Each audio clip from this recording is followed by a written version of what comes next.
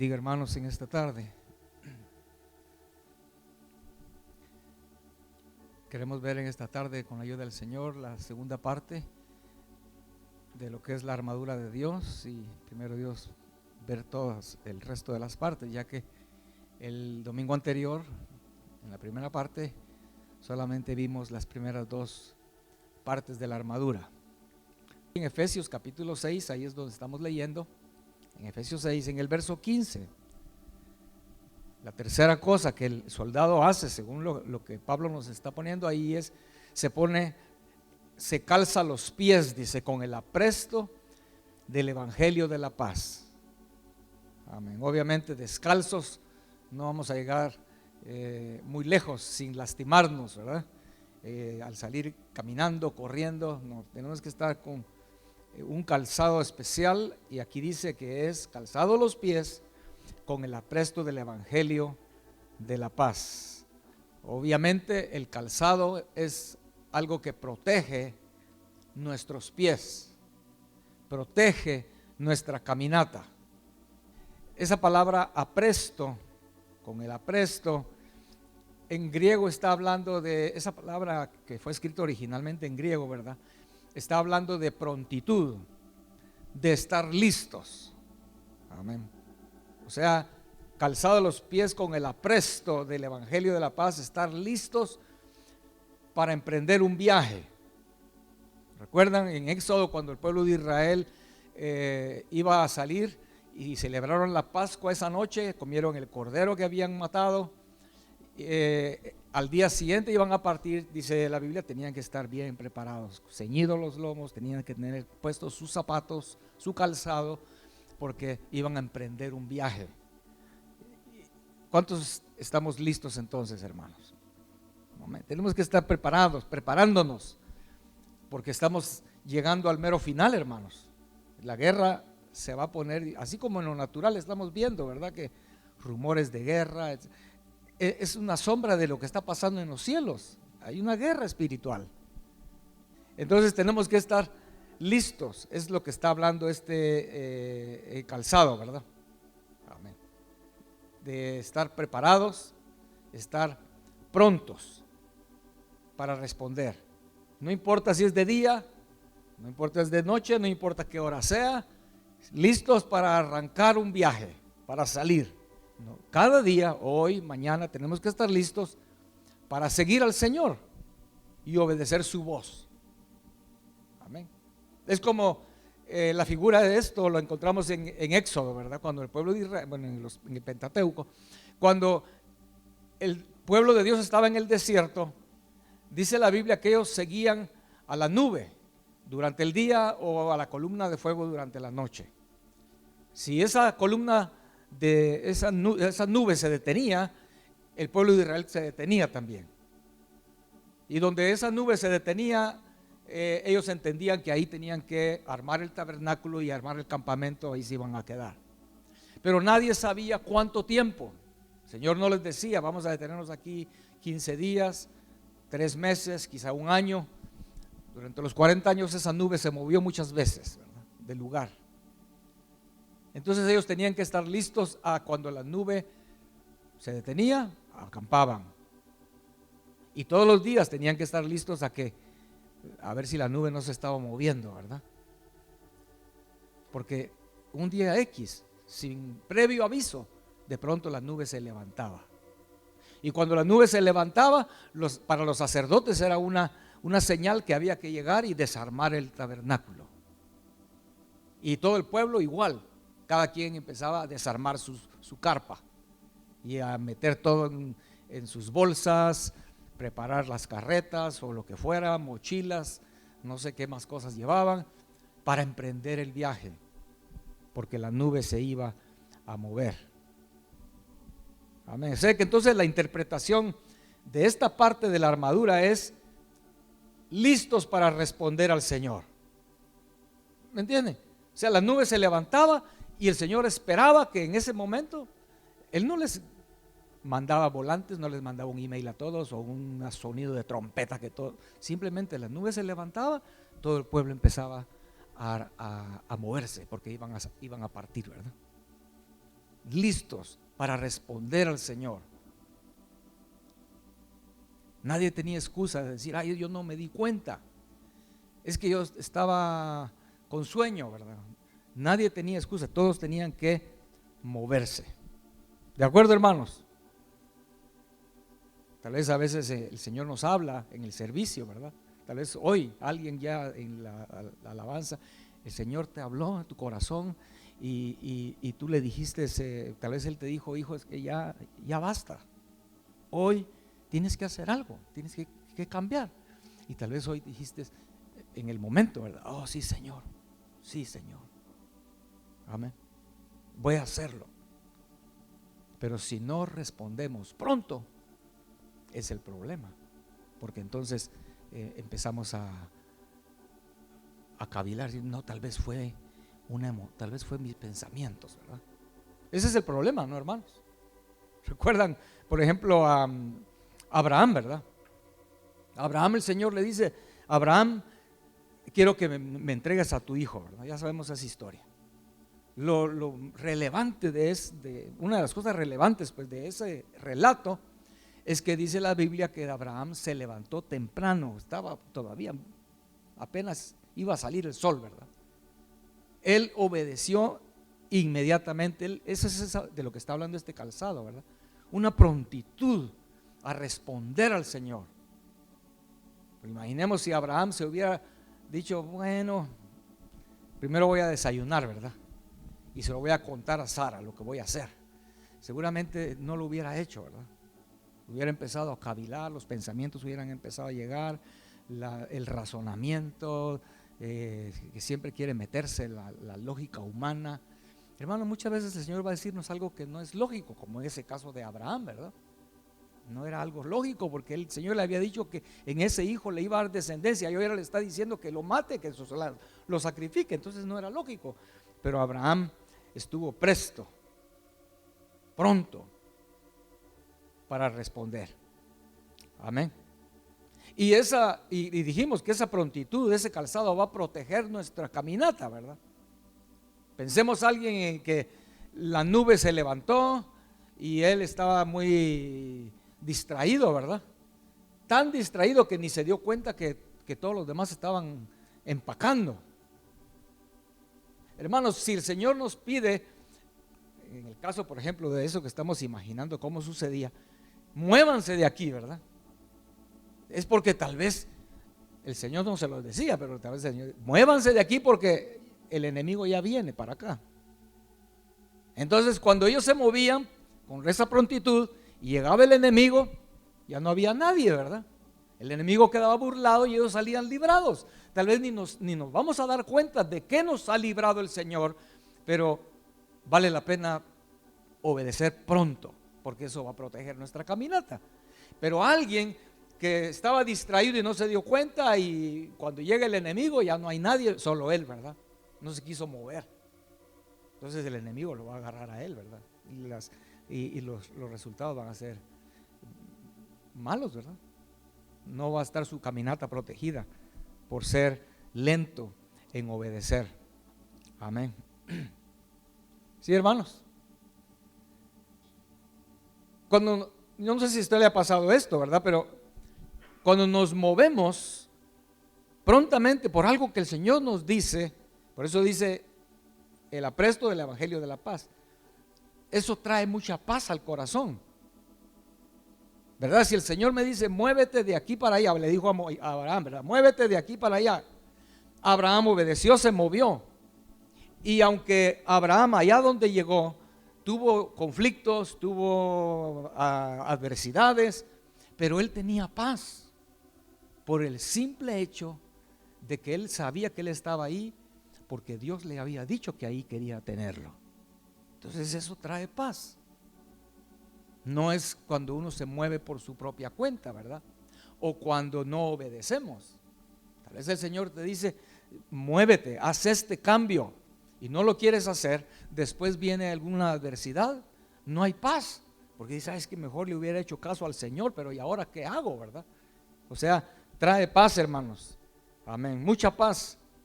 porque sabemos que Él va a defendernos, no importa lo que pase, porque Él sabe que estamos ahí por obediencia a su voluntad. Él va a protegernos.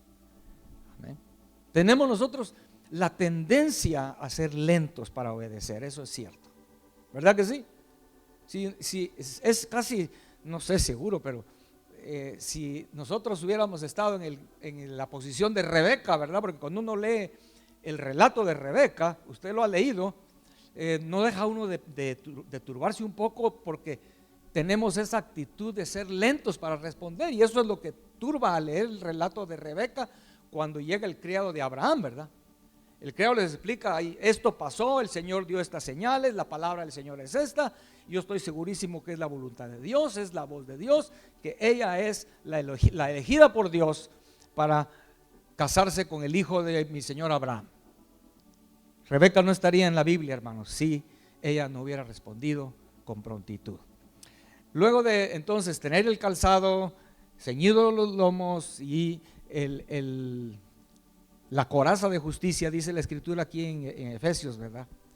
Y sobre todo, dice, verso 16, sobre todo tomar el escudo de la fe. Amén. Sobre todo tomar el escudo de la fe. Podemos tener una buena armadura, estar ceñidos los lomos, sí, hermanos, pero si no tenemos el escudo de la fe, por eso dice sobre todo. Eso sí, o sea, está diciendo aquí que el escudo de la fe es una pieza muy importante del soldado de Jesucristo, ¿verdad? En este caso es el escudo de la fe. Usted recuerda a los romanos, el uniforme de los soldados romanos eran unos escudos altos, ¿verdad? Ellos se podían cubrir dentro de todo el escudo, no era uno como esos redonditos así que solo como que pueden parar las flechas que las ven en cámara lenta venir, ¿verdad? No.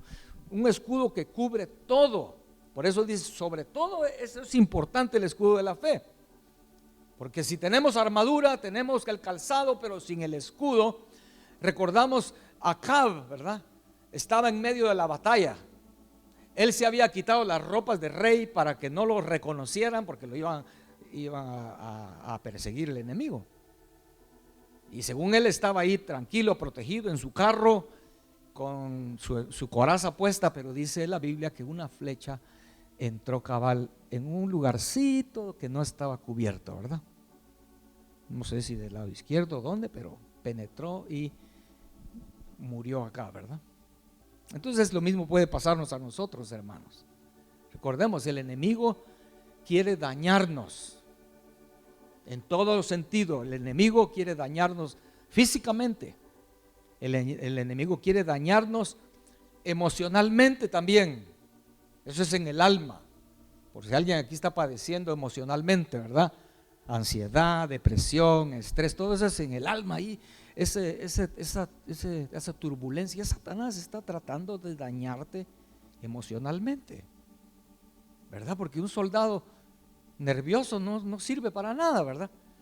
Un soldado que tanto practicó, pero a la hora de tener al enemigo enfrente se queda congelado.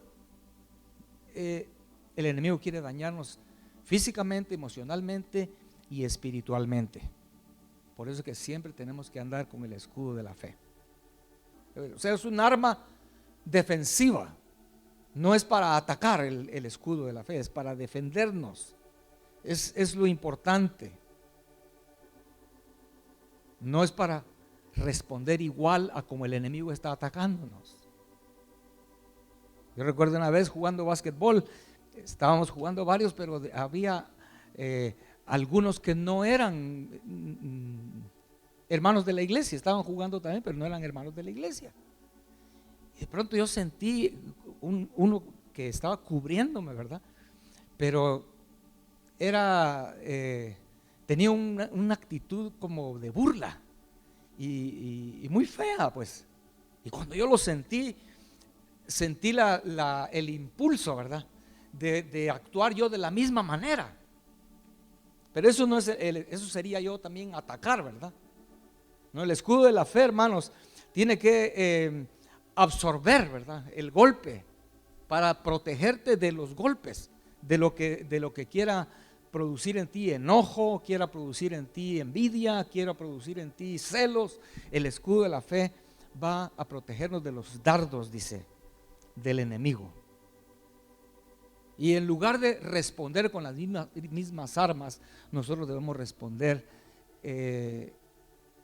con el carácter del Señor, ¿verdad? Por la fe, bendiciendo a la persona en vez de maldecirla, ¿verdad? Amén.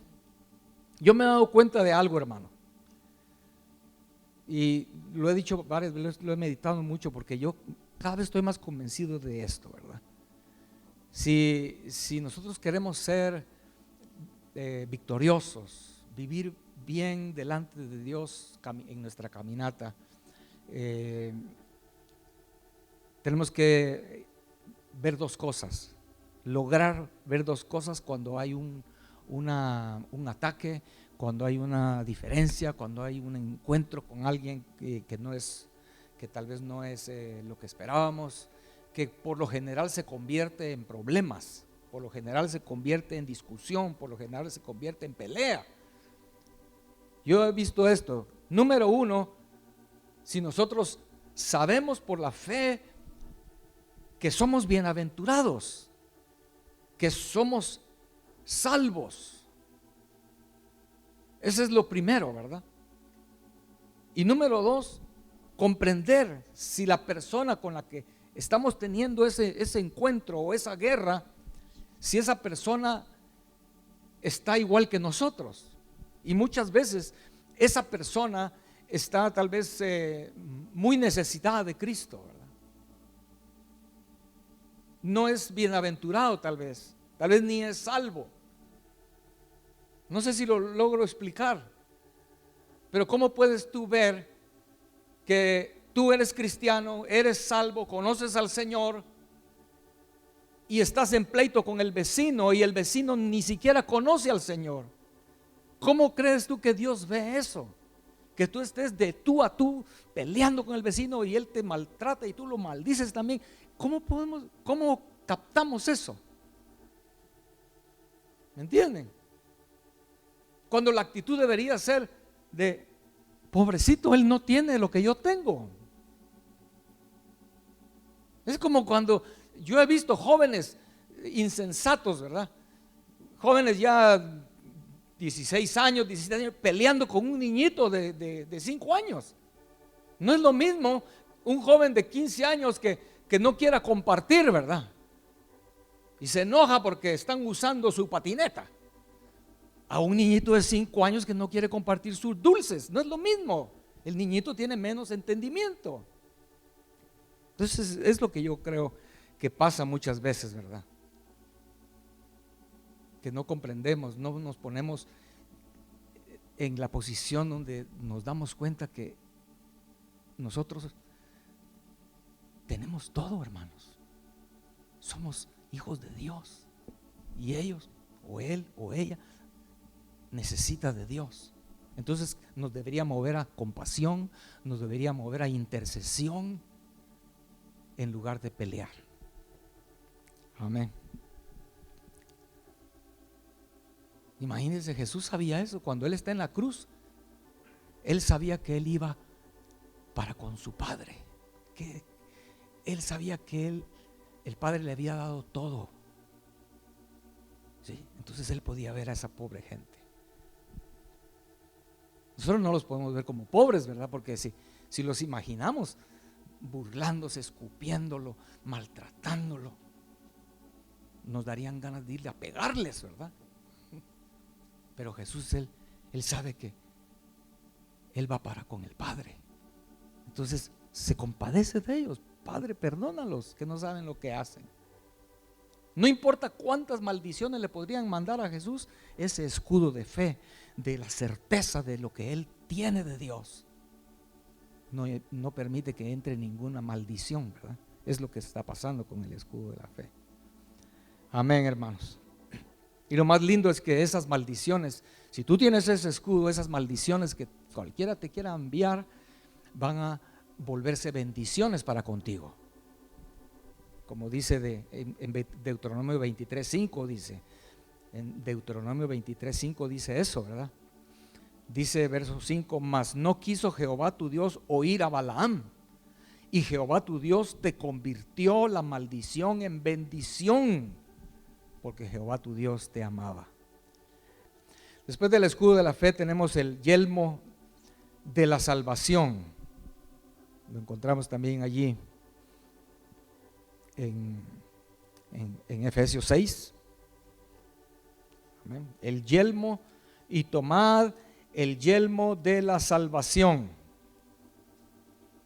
Es interesante que también el yelmo, igual como fue con la coraza de justicia, en Primera de Tesalonicenses capítulo 5, si vamos ahí, hermanos, porque en Efesios solo dice tomad el yelmo de la salvación, ¿verdad? El verso 17. Pero si vamos a Primera de Tesalonicenses capítulo 5 verso 8, donde mencionamos el domingo pasado de la coraza de justicia, aquí Pablo dice que dice verso 8: pero nosotros que somos del día, seamos sobrios.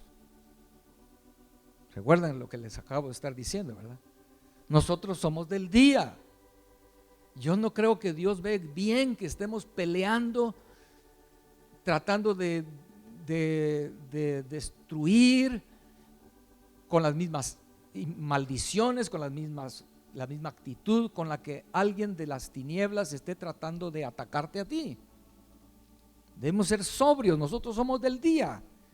Y dice, habiéndonos vestido con la coraza de fe y de amor, lo vimos el domingo pasado, pero añade, y con la esperanza de salvación como yelmo. ¿Sí? En el verso 17 de Efesios solo dice yelmo de la salvación, pero aquí Pablo está agregando una palabrita muy importante que nos da más luz, ¿verdad? Nos da más detalles de esto. ¿Y cuál es esa palabrita? El yelmo, la esperanza, dice en Tesalonicenses, ¿verdad? La esperanza de salvación como yelmo. Yelmo es el casco, ¿verdad? Lo que se pone un soldado en la cabeza para proteger su cabeza. Hablando espiritualmente, entonces el yelmo de la esperanza de la salvación nos va a proteger los pensamientos, nuestra mente. Y la mente sí puede, si no está protegida, ¿verdad? Sí nos puede traicionar, ¿no, hermanos? Es que yo pensé, ¿verdad? O simplemente no actúas correctamente. Simplemente tus pensamientos al final de cuentas te mueven a hacer algo que no es lo correcto. Pero el yelmo protege la cabeza, protege nuestros pensamientos. Y la esperanza de la salvación, entonces, hermanos, va a protegernos en la batalla. Porque es la que va a guardarnos, hermanos, para mantener el estado de ánimo correcto, nuestros pensamientos en su lugar y nuestra voluntad, teniendo el yelmo de la esperanza de la salvación. Yo no sé cuántos aquí en esta tarde estamos en alguna batalla. Yo creo que todos estamos en batallas, ¿verdad? Algunos más pequeñas, otros batallas más grandes. Algunos tal vez la batalla empezó hoy, otros ya tienen batallas de meses, ¿verdad? Y si no tienes el yelmo de la esperanza de la salvación, tus pensamientos puede que ya te están torturando, ¿verdad? Tus pensamientos te dicen, mejor mejor tira la toalla, que mejor ya ni sigas, mejor ya no vayas a la iglesia, mejor date por vencido, etcétera, ¿verdad? Amén. Pero la esperanza, hermanos, es lo que va a ayudarnos. Amén. La esperanza ¿de qué? Estamos en una batalla, tal vez sentimos que ya no tenemos muchas fuerzas para seguir, pero la esperanza es, yo sé que el Señor va a hacer algo. Yo sé que el Señor va a ayudarme. Esa es la esperanza, ¿no? Estamos en la batalla, estamos luchando, pero la esperanza es la que en nuestra mente va a decirnos, no te preocupes, porque el Señor sabe lo que está haciendo. Y entonces eso nos da fuerzas para seguir adelante. Imagínense si perdemos la esperanza, hermanos. Cuando la gente pierde la esperanza, no queda más que suicidarse, ¿verdad? O encerrarse en el cuarto y meterte entre las colchas y quedarte ahí. No quieres oír, no quieres saber nada. Ya perdiste toda la esperanza, ¿verdad? Amén. Pero la esperanza nos dice, no, esto va a terminar. Un día el Señor va a hacer algo.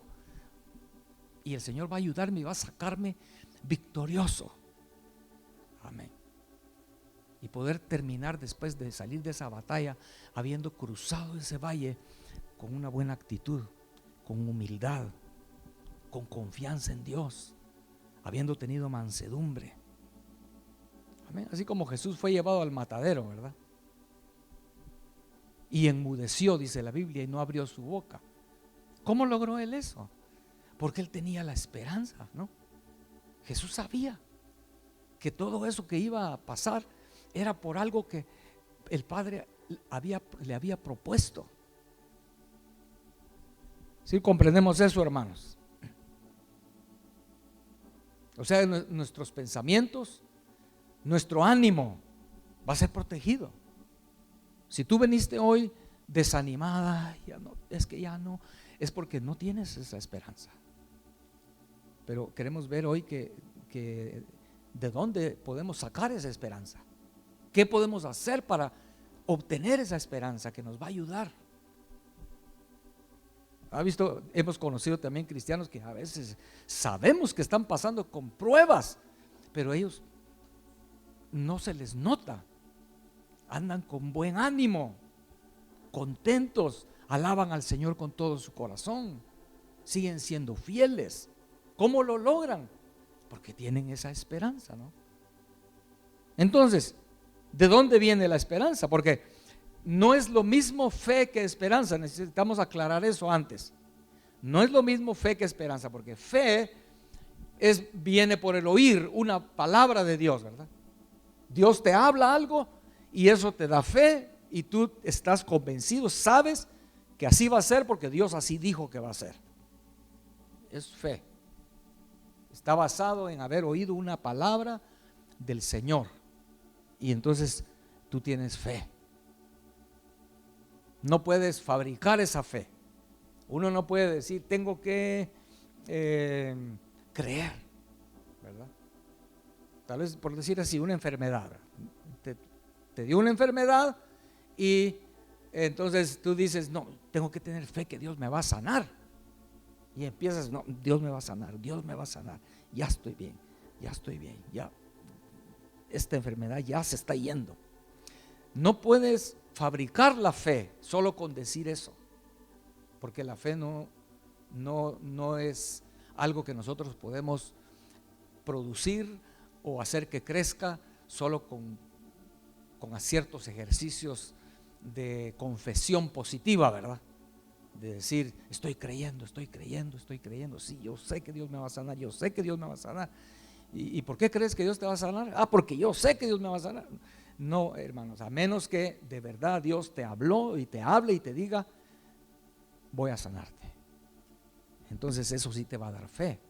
Y no tienes ni por qué estarlo queriendo producir, porque ya ahí está, el Señor lo hizo. Ahora, esperanza es diferente, ¿verdad?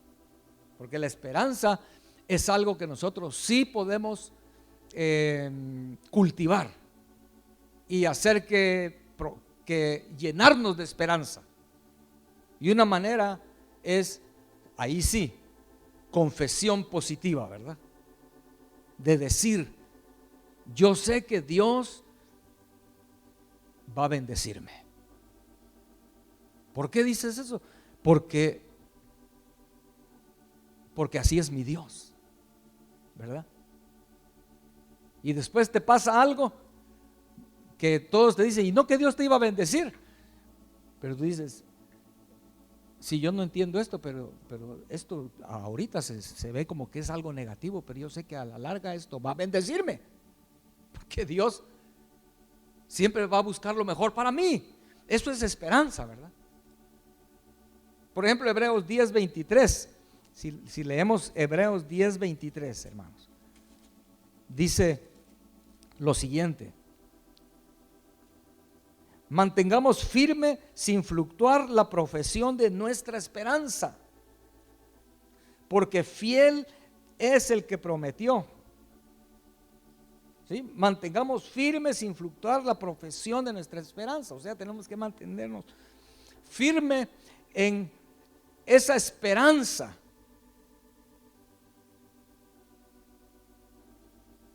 Lo que creemos nosotros que es Dios, que es su carácter.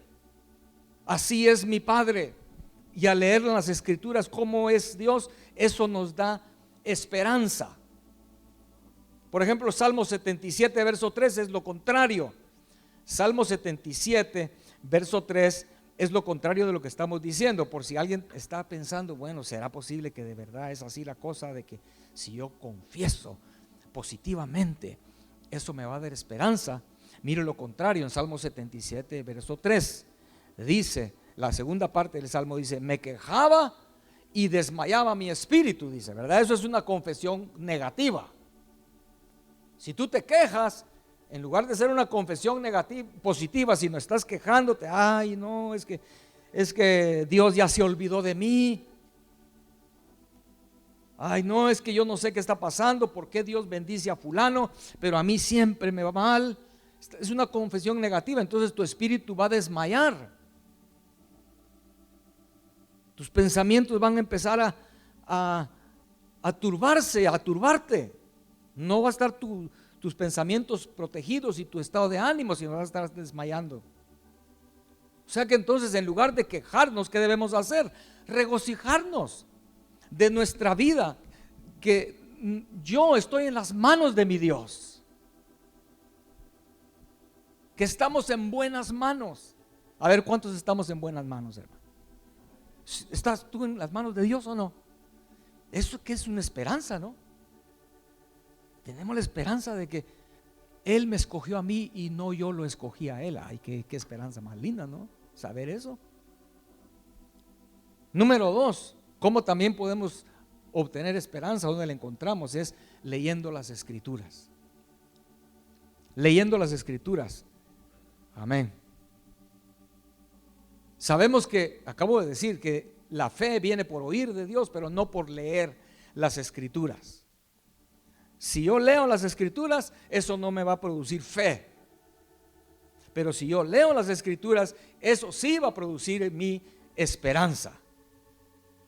Amén. ¿Por qué?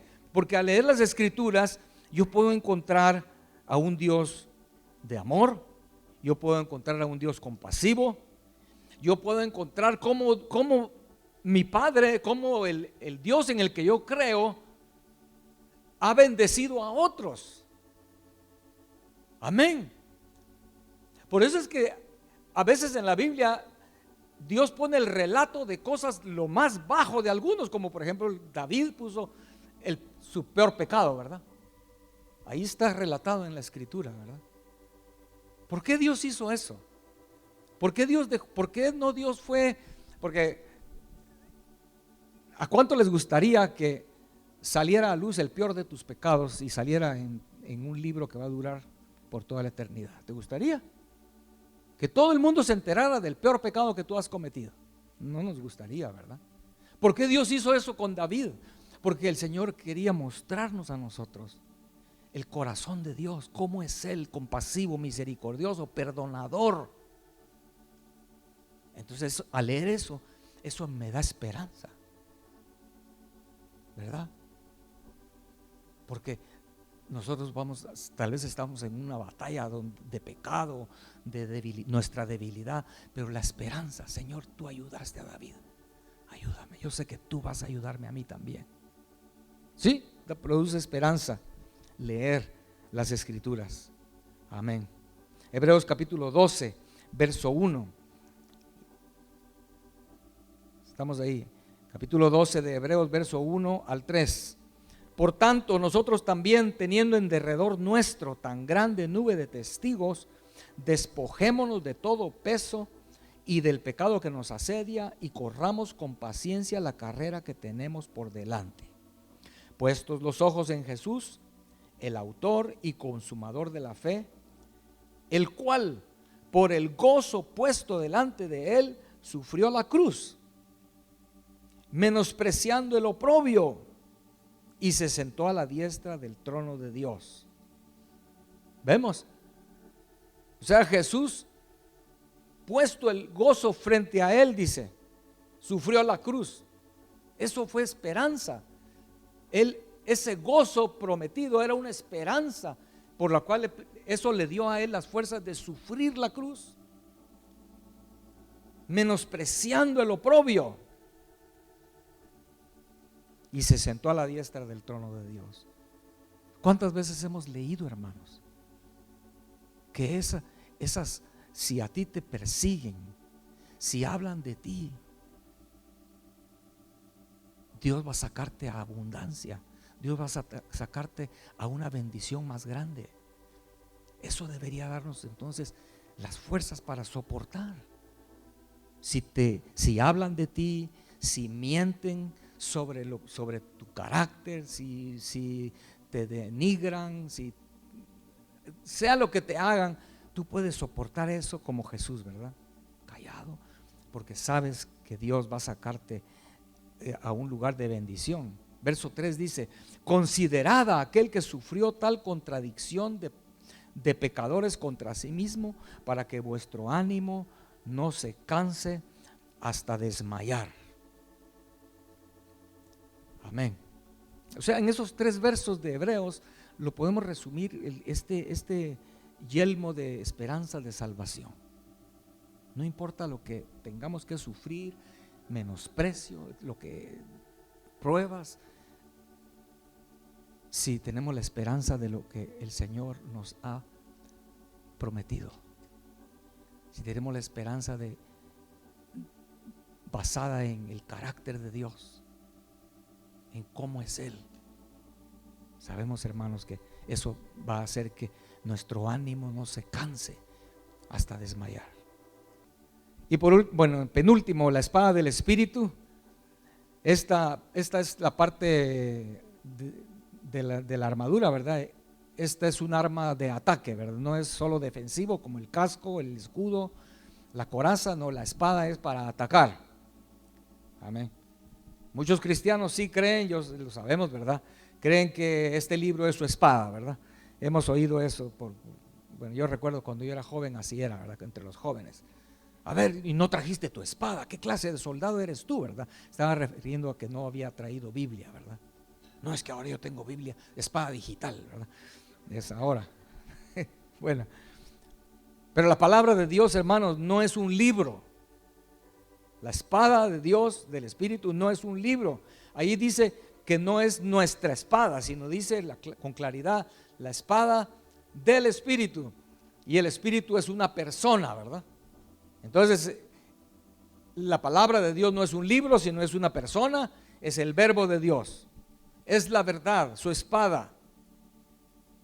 Hemos leído en Apocalipsis, ¿verdad? Que de su boca sale una espada, o sea, es palabra. La palabra que sale de su boca es una espada aguda, es lo que dice la Biblia en Apocalipsis, ¿verdad? Una palabra viva, no como dice Corintios que esta escritura es una escritura muerta, ¿verdad? Es la letra muerta. Pero si esto entonces no es la palabra viva de Dios, entonces no nos sirve, ¿o sí sirve? Acabamos de ver, ¿verdad? Que para tener esperanza hay que leer estas escrituras. No nos va a dar fe, pero va a enseñarnos quién es nuestro Dios, cómo es nuestro Dios, nos da esperanza. Pero también esta palabra viva, esta palabra escrita, nos va a llevar a Cristo, que es la palabra viva. Recordamos eso en Juan capítulo 5, verso 39, cuando el Señor le dice a los fariseos, a los escribas, les dice: escudriñad las Escrituras, porque a ustedes les parece que ahí van a encontrar la vida eterna, pero esas Escrituras hablan de mí, les dice. Dan testimonio de mí. O sea, entonces Jesús le está diciendo a ellos y a nosotros hoy, estas Escrituras sí ciertamente es una letra, no es la palabra viva, no es la espada. Esta no es la espada del Espíritu, pero estas Escrituras nos van a señalar y nos van a llevar a Cristo, porque estas Escrituras hablan de Él. Es lo que dice Juan 5:39, ¿verdad? Si lo captamos, hermanos. Amén. O sea, entonces, leyendo la Biblia, recibimos esperanza, recibimos entendimiento de Dios, de cuál es la verdad, de cuál es la luz. Y eso ocupa una parte muy importante en la vida cristiana, ¿verdad? Pero la palabra viva, eso es otro asunto. Y necesitamos las dos, porque eso es lo que está hablando aquí.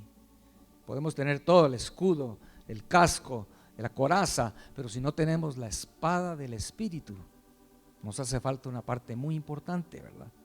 Tenemos la palabra escrita, pero necesitamos la palabra viva, hermanos. Si la palabra escrita fuera la espada, si esta palabra escrita fuera la espada, estamos en problemas graves. Por la sencilla razón de que Satanás conoce estas palabras. Satanás se sabe este libro de memoria, ¿verdad? Porque este libro tiene ya miles de años de estar circulando, ¿no? La Biblia. Y Satanás la conoce. Él la puede recitar. La Biblia lo dice, ¿verdad? Que Satanás sabe las Escrituras. Y que Satanás es sabio. La Biblia dice que es más sabio que Daniel. Entonces, si recitar este libro fuera la espada, estamos en problemas, porque entonces estamos diciendo que Satanás puede usar la espada del Espíritu, pero eso no es posible. Que nos quede muy claro, Satanás no puede usar la espada del Espíritu, hermanos. Recitar la Biblia sí, pero solo una letra muerta, ¿verdad? Pero cuando el Espíritu pone una palabra en la boca, eso es una espada más cortante que una espada de 2 filos, dice la Biblia, ¿verdad? Amén. Cuando el Señor pone una palabra en tu boca, una palabra del Espíritu, la espada del Espíritu, eso sí es eficaz, eso sí trae resultados. Amén. Como dice de David, ¿verdad? En 2 de Samuel 22 dice, David dijo esto: el Espíritu de Jehová ha hablado por mí y su palabra ha estado en mi lengua. O sea que ojalá que eso lo captemos, hermanos. Esa es la espada del Espíritu. Apúntelo, 2 de Samuel 22, 2. Eso es la espada del Espíritu. David no dijo que lo que yo hablé, ¿verdad? Yo hablé la palabra de Dios. No, él no la habló. Dice ahí, el Espíritu de Jehová ha hablado por mí, es lo que dijo él, ¿verdad? Que Dios nos dé la gracia, porque necesitamos aprender eso, hermanos, ¿verdad? En la batalla, en la guerra espiritual, no vamos a poder pelear contra un demonio, contra un ángel caído, hablándole nosotros, ¿verdad? Sino necesitamos que el Espíritu hable por nosotros y que su palabra se encuentre en nuestra lengua, como dice ahí, ¿verdad? Y Romanos, ¿se acuerda? Lo dice, ¿verdad? Que encontramos su palabra en nuestra boca, dice Romanos. Amén. Así que podemos citar muchos versos, sí, hermanos, pero si el Espíritu Santo no pone una palabra en nuestra boca, no vamos a poder vencer en esta batalla.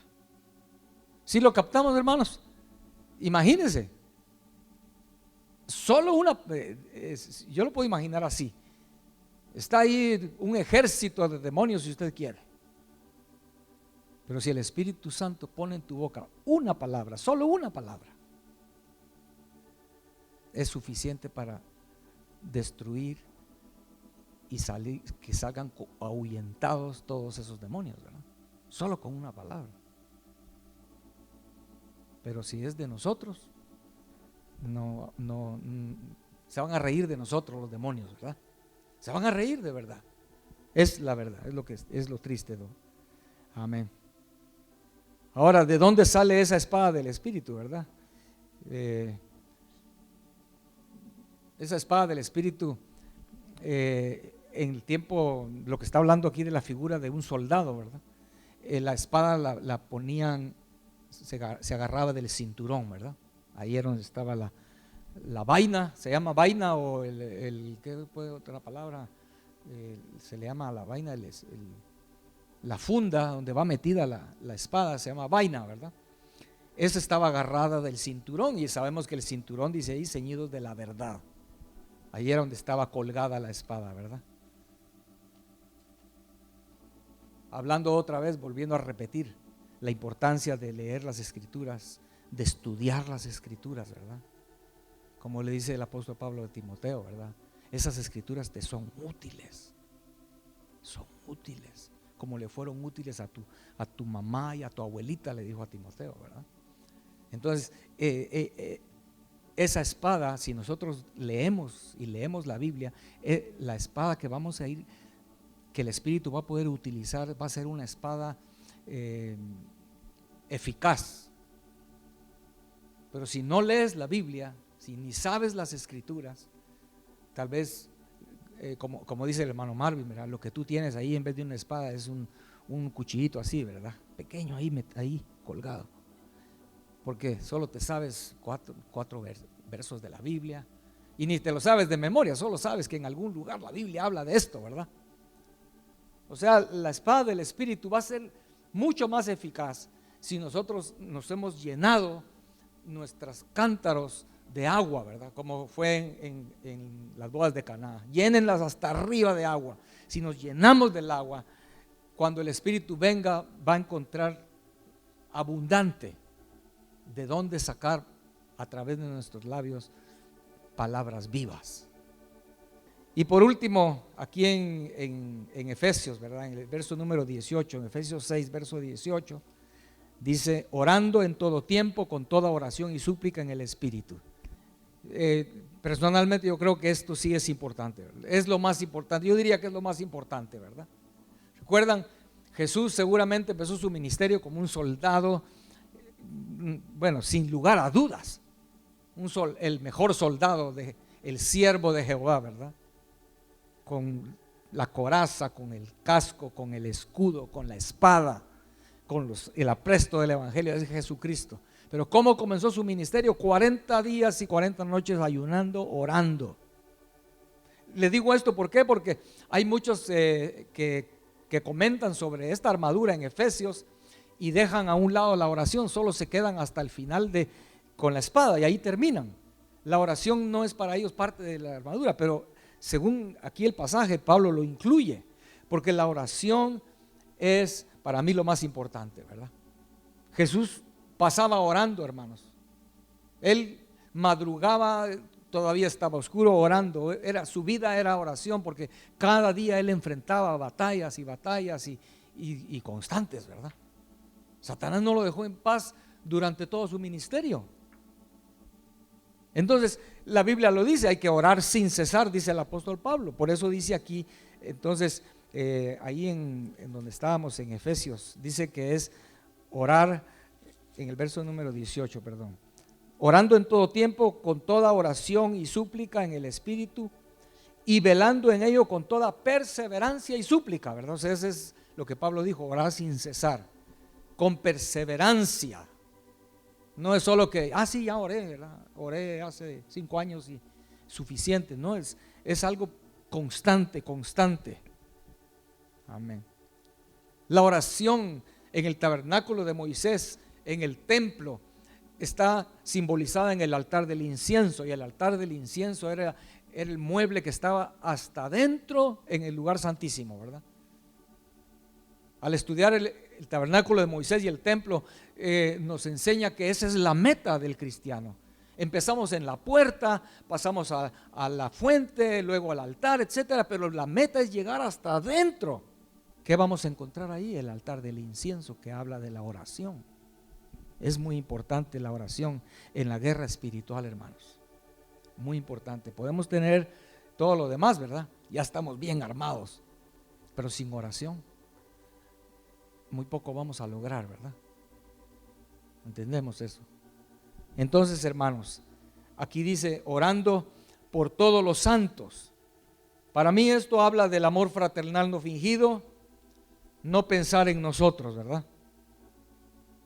Yo creo firmemente en eso, hermanos, que no pensar en nosotros, en negarnos a nosotros mismos, es clave para una vida victoriosa, ¿verdad? No vamos a perder ninguna batalla espiritual.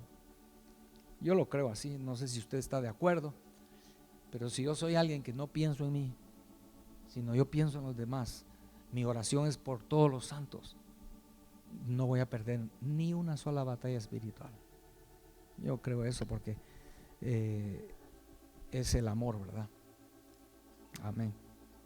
Y Pablo dice, orando por todos los santos, y luego termina diciendo, y oren por mí, dice el apóstol Pablo, ¿verdad?